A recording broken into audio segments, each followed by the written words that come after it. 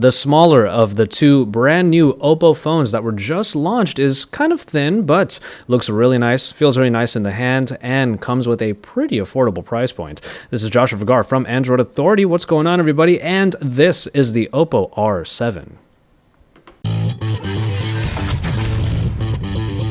At first glance, we wouldn't fault you for thinking that the R7 looks and feels like a real high-end, top-tier device. Not to say that it really doesn't get up there, but the specifications underneath the surface do actually make this more of a mid-range phone.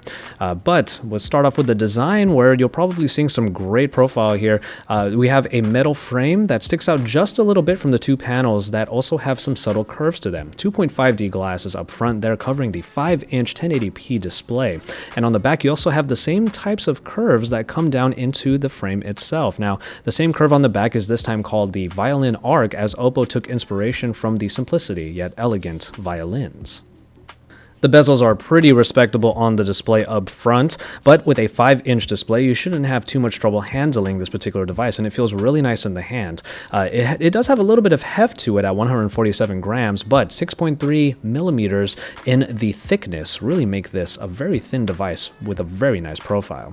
The volume rocker is where your thumb would probably lay on your right hand, and then the power button is opposite on the left side. And on the bottom there, on the front, you'll have capacitive keys rather than soft keys, which is a change when compared to the R7 Plus.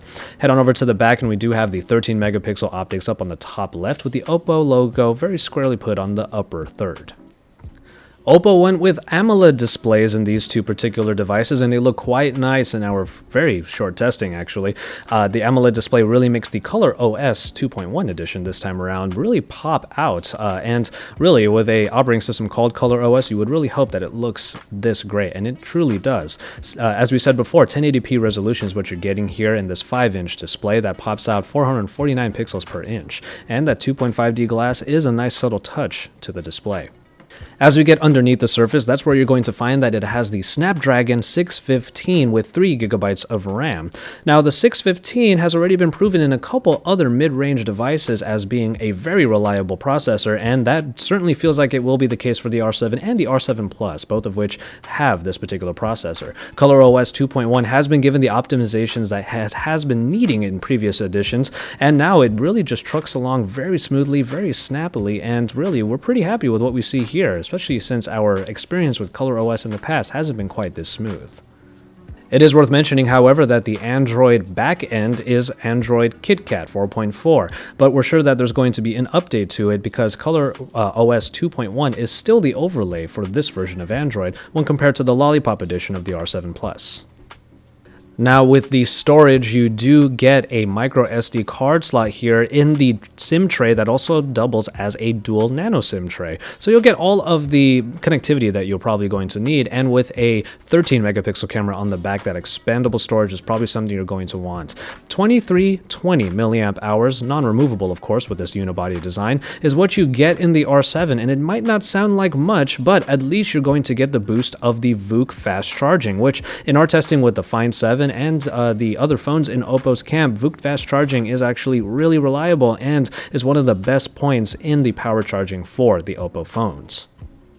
Of course, we'll be able to put the camera through its paces when we get our hands on a review unit, but as for right now, we do like what we see in the 13 megapixel optics and in the camera app of the Oppo R7 and R7 Plus. The interface is actually pretty simplistic, not too many elements on the viewfinder, and it's pretty easy to get to the different modes, all of which are ones you may have seen in previous Oppo devices, like the Ultra HD Photo, HDR of course, and even more.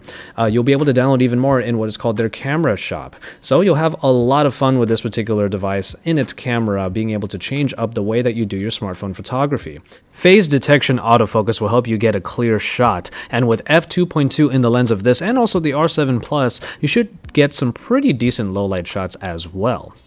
And the front-facing camera is, of course, very important for a lot of people, especially out here in Asia, and you're going to have a great time taking selfies with a 8-megapixel front-facing shooter that does look like it takes some pretty nice photos already. Now, bear in mind that these photos on the back and the front will have a little bit of a punch to them, but that is also because we're taking a look at them on these AMOLED displays.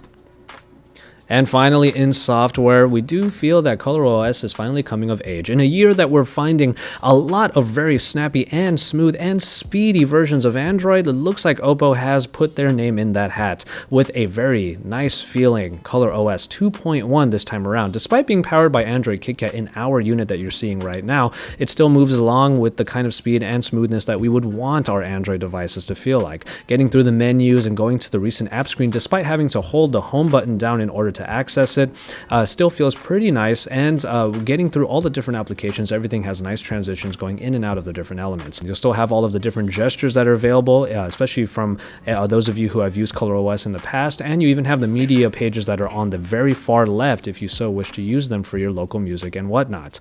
But from there, ColorOS seems to have been getting the types of optimizations that it's been needing, and in the Oppo R7 and R7 Plus, you're going to feel the best that Oppo has to offer in its operating system.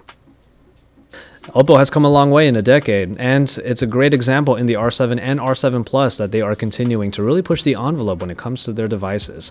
And we're looking forward to what we have next in the R7 and R7 Plus when we get our review units, and we'll bring you our full reviews at that time. So until then, keep it tuned to Android Authority for all of the best and continue for even more on these brand new Oppo devices. Make sure you drop us some likes on our videos and subscribe to our channel if you haven't already, because Android Authority is your source for all things Android.